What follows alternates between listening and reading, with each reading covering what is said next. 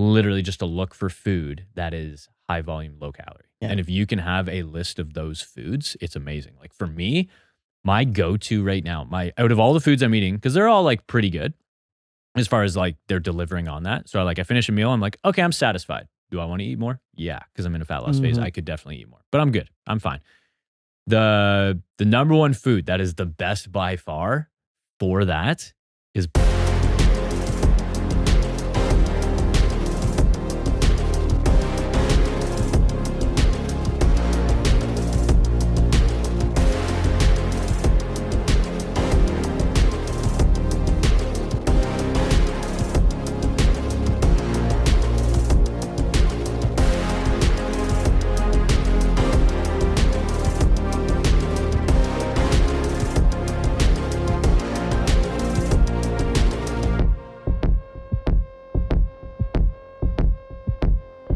all right, we're rolling. I got a question for you. Maybe not a question. You are maybe not self-proclaimed, but I'm putting this crown on you. You're the food volume queen.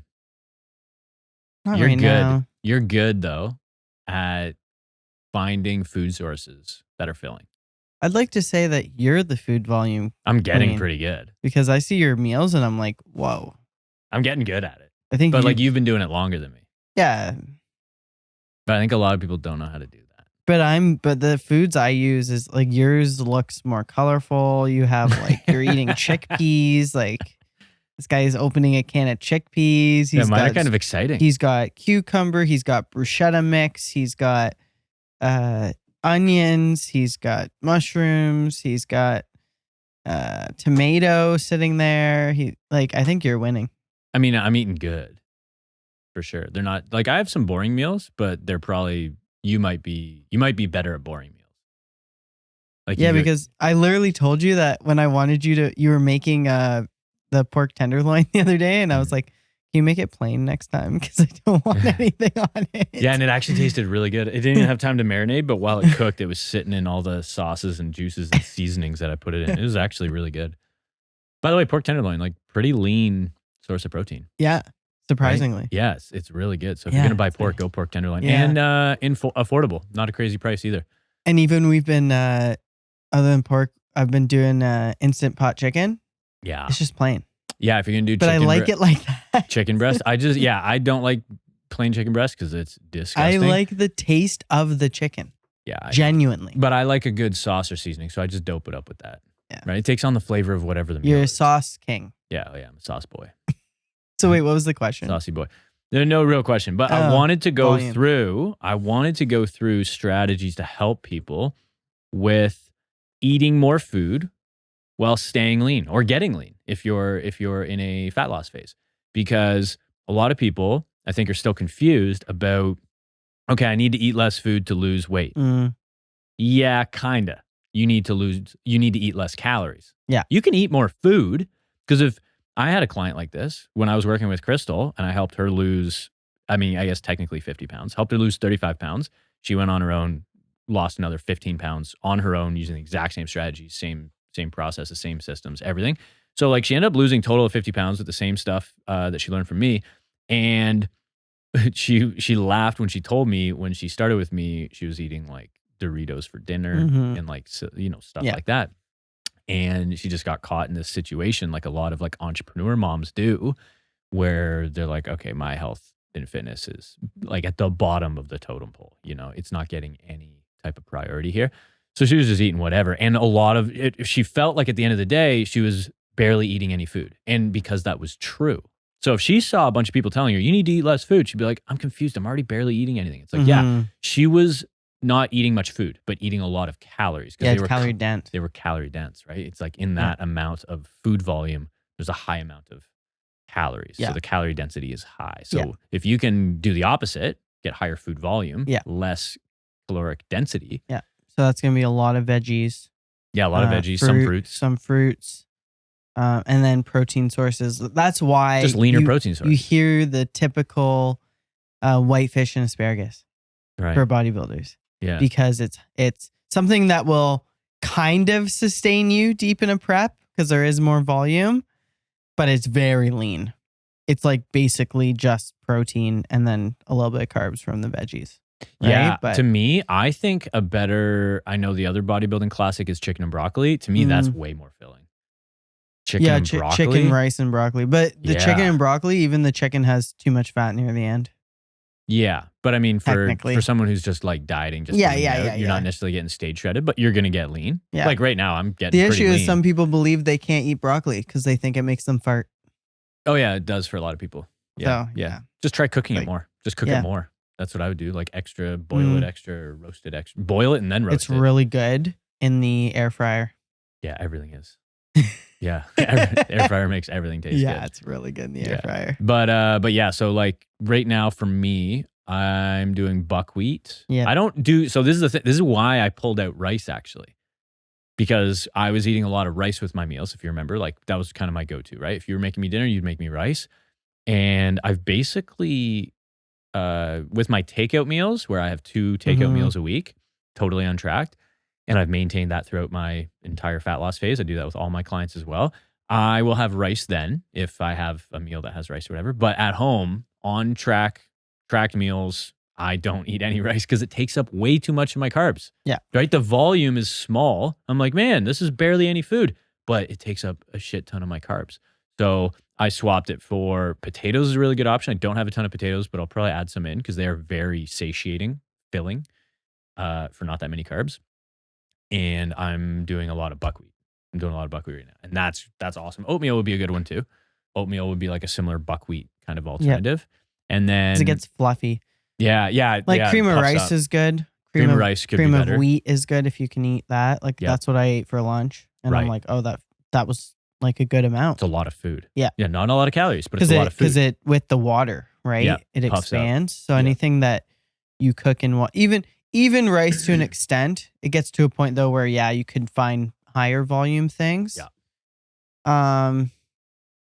Like even like a puffed rice cereal feels like more because it's just puffed. Yep. Right. Takes up more space. And then if you're able to use some type of milk with that, then it feels like even more. It's exactly why like people that are hard gainers, they have a hard time gaining weight, gaining muscle.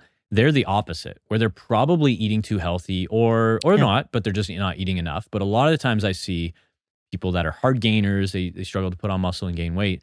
They're just eating stereotypically too healthy. So they still should eat really healthy, but they're picking a lot of lean foods that are high volume, low calorie density. Like they should start picking some of the opposite. So like nuts, avocados, oils and fats. Yeah, eggs, salmon. Yeah, a lot of rice. You still want to watch the fat content. So for people that it creeps up fast. For people that they're already at a good fat intake, I'll usually do things like honey, maple syrup. Those are super Simple low sugars. volume. Yeah. With like a high carb. Like 15 grams of maple syrup is 90 calories. Right. And you're like, oh, it's barely a spoon of that's almost 100 calories. You're like, whoa, right? So I like to use that trick. Yeah. If my clients are watching, they'll be like, oh, that's why she put all this maple syrup in my plan. Like, yeah, it's an easy way to add calories without much food volume. Jam is another good one. Right. So if you need to, because usually you get to a point where the fat intake is fine, you need to then add carbs because the body knows how to use carbs for energy. If these people are working out consistently and they're on, they're following their macros or whatever, then you can add in simple carb sources, right? Yeah, that's a good way to do it. So track both up. That's and then what at I one like point to do. You'll hit a ceiling with fat, and then you can start tracking up carbs. Yeah, because the fat will go fast. Yes. Yeah. Yeah. And the reason for that is fat is 9 calories per gram, and then carbohydrates are 4 calories per gram. So fat is over double the amount of calories per gram, which is why if you're struggling to gain weight, the things that she suggested are great. Yeah. The maple syrup and simple sugar, stuff like that. But also start with the fats, because if you have a meal and then I put on a few tablespoons of olive oil, you don't really know other than maybe taste, but you don't know from a filling perspective or even visually. It's like it looks the same. It's the same amount of food, but it's more calories. Yeah. And for people that have been tracking macros and they're not beginners and they know the 4 calories and they know the 9 calories. Yeah. Make a list or have even that list in your head of foods that are just each individual macro. So for example, you just have protein left, you're having egg whites. You just have carbs left, you're having one of the ones I just suggested. You just have fats left, you're having oil, right? So ones that are strictly just the one macro, and you're not exclusively one macro, and you're not playing around with like, well, I could have some chicken breast, but then it has a little bit of fat, and then you know what I mean? You're not playing that game. Yes. Even oats have some fat in it, right? Exactly. So it's like you have some oats, you're like, oh, that's a carb source, but there's some fat in there. Even oats have fat, and they have protein too. Yes. So it's you really need to dial it in. If you've already been tracking, you're already doing this, and you're like, how can I improve more? Because I always find that I have 10, 50 grams of carbs left, but then I don't know what to have, right? Have that list, or reach out to people, reach out to us and be like, what are some sources that are just that one macro? Because I always find that I'm 20 grams, I got 20 grams of protein left, but I have no fat left, or whatever it is, right? So I think that's important, that when people are already going through this journey, just little tips along the way, or little reminders help a lot, and they go far. Yeah, 100%. I think the way to look at it is, like for me, when I wasn't in a fat loss phase, I didn't care as much because I didn't need to. I was maintaining my body weight. I'm good. But one of the immediate strategies that you can start is what I'm talking about here, is when you go into a fat loss phase, the first one, low hanging fruit, is literally just to look for food that is high volume, low calorie. Yeah. And if you can have a list of those foods, it's amazing. Like for me, my go-to right now, out of all the foods I'm eating, because they're all like pretty good as far as like they're delivering on that. So like I finish a meal, I'm like, okay, I'm satisfied. Do I want to eat more? Yeah, because I'm in a fat loss phase. I could definitely eat more, but I'm good. I'm fine. The number one food that is the best by far for that is Brussels sprouts. Oh yeah. Yeah, because I got tons of frozen Brussels sprouts in the freezer, and I go through that like crazy. And it's awesome. So typically lunch and dinner, I'll have Brussels sprouts. First of all, I mean, it's super filling because of all the fiber in it. So it's, for that reason alone, I can hit my fiber targets way quicker, way easier than if I'm relying on other veggies like broccoli, which I typically would have usually. And I switch to Brussels sprouts. I'm like, I hit my fiber quicker. I'm super full at a meal, and it's barely any calories. This is a 400 to 500 calorie meal, which is not a very small meal for me. And I'm like, oh, visually, I'm looking at it. This is actually a pretty decent meal. You know? Yeah, and I'm like, the Brussels sprouts, seeing your dinners. That's the Brussels sprouts helps a ton with that. Yeah. They are like, especially when I get the massive Brussels sprouts, like the fresh ones. Yeah. Then the carbs actually start to add up. Yeah. Because they are so big. Yeah. But remember, I was eating they taste so good. They also have a lot of protein. Yeah. Like if I hit I have to be careful not to hit my protein targets too early, because I won't have room for the Brussels sprouts. That's what you said last night. I was like, you're plant-based now. I mean, we all kind of are, right? Yeah. Both. Plants should be a pretty big foundation of your diet, 100%. So I'm going to keep the Brussels sprouts in for, like, honestly, indefinitely. Not as a strategy for that, but they're also just like really healthy. So the fiber perspective, the health effects of regularly hitting fiber targets, which for most people is probably going to be between 20 to 30 grams of fiber a day. And for me, one of the added benefits is going to be the vitamin K. Vitamin K and potassium, which there's a lot of foods that people are not eating that are full of those vitamins, and Brussels sprouts has a ton of that, which I think is like super crucial, because they're not getting, where are you getting that elsewhere? You know what I mean? It's maybe in their D supplement if they're taking it. Yeah, and most likely not. And they're probably not taking vitamin D, and if they are, it's probably on its own. And if they are, it's probably microdosing vitamin K. So it's like, yeah, I get a ton of vitamin K, and I think there's calcium and a lot of vitamin C. Yeah. So man, Brussels sprouts, like a micronutrient profile. Is that your favorite food right now? I'm loving them. They're so good. What's your absolute favorite food right now that you're eating? In the mix. That's in the mix that you have every day? Give me your favorite protein, fat, and carb. Okay. Favorite protein. Honestly, I'm not like doping up I'm doing the strategy that because you're doing the plain chicken breast thing, which like I'm fine with, because again, it takes on the flavor of the meal. So I'm not like excited about that. I'm excited about everything that it takes on in the meal. But favorite protein, that pork tenderloin that I made was good. Okay. It was relatively lean, tasted really good, super juicy. I cooked it perfectly. Is there any other? Ground chicken. Yeah, it doesn't turn me on. Like, it's fine. Like, ground chicken's fine.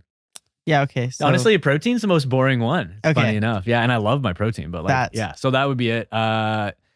Fats. Yeah, a lot of my fats just come through the protein. I'm not adding in any fat. You have the coconut milk. Oh yeah, that's fatty. Yeah, but I don't have that very much. Like I can't remember the last time I had. But you had the pork tenderloin once too.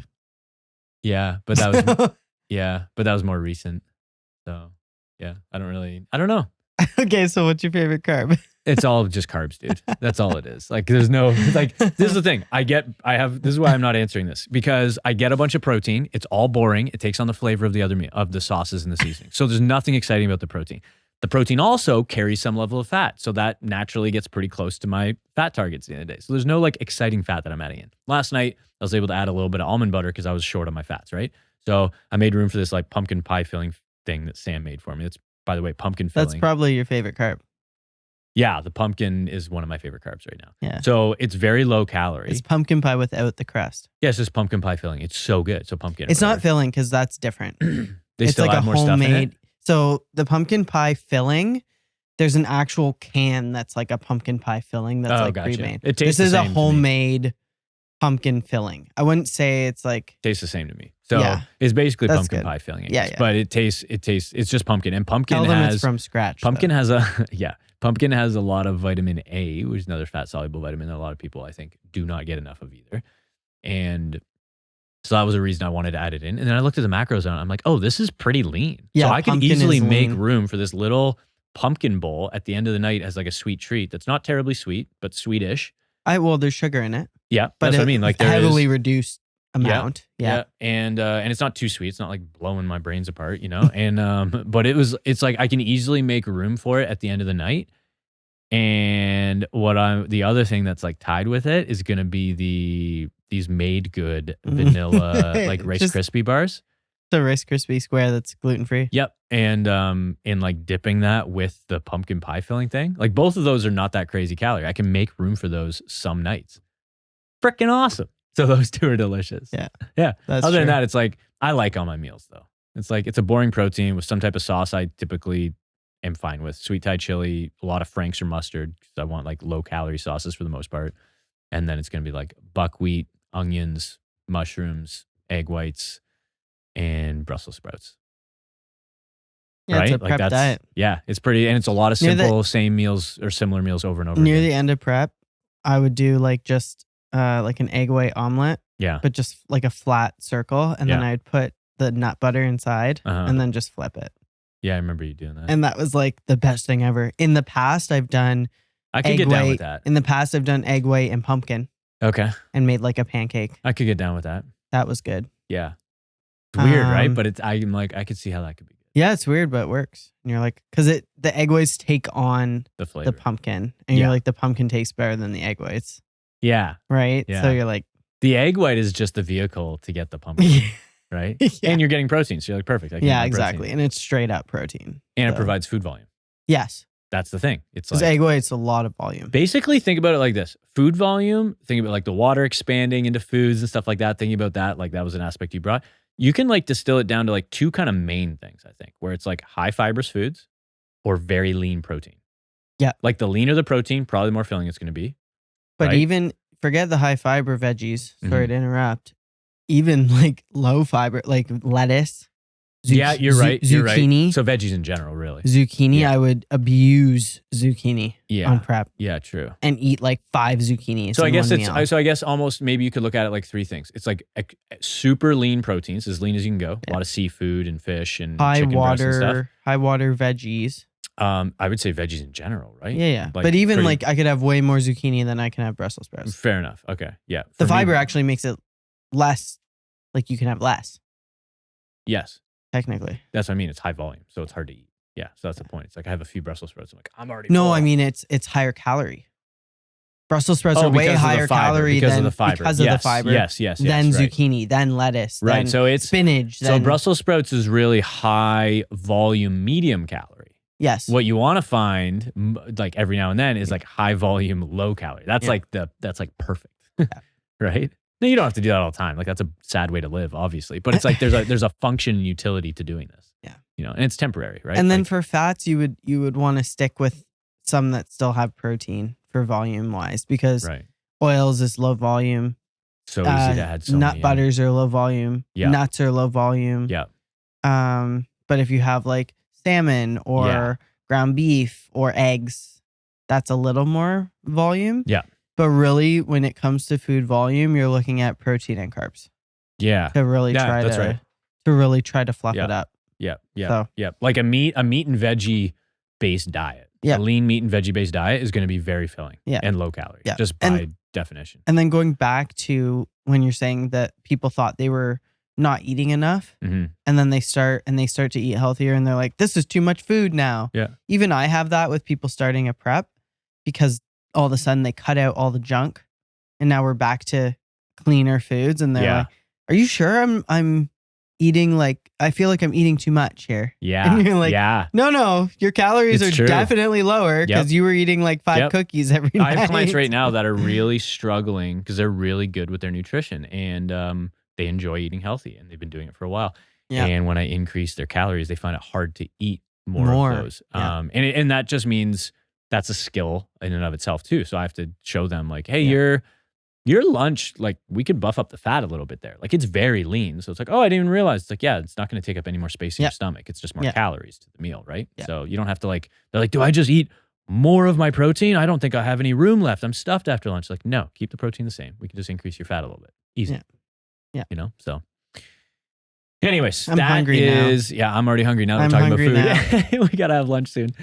That's basically how to eat more food while getting lean and staying lean. And if you learn how to do that, the game of fitness and maintaining your physique is so much easier. You know, you try and do it with Doritos, it's going to be tough, dude. Yeah. You know, ribeyes and Doritos, tough. You should enjoy those, but... Comment below what your favorite sources for proteins, fats, and carbs are for food volume. Yeah, 100%. I want to see what it is. Yeah, because we went over some, but I'm sure like a lot of people, like you guys listening, you would definitely have some ideas on stuff where you're like, I love this one the best. Like for me, I'm like, Brussels sprouts is king. And you're like, nah, dude, it's zucchini. Yeah. So like everyone has their thing. So yeah, comment yours below. We would love to see it. And that brings us to the end of the show anyway. So go ahead and comment below, and then make sure you like and subscribe to the video. And then also in the description below, I also have 4 supplement stacks for optimizing energy, getting jacked, and maintaining health and longevity long-term. So check those out. They're totally free. So you can click on the link below, and make sure to share this video with your friends. Love you. Bye.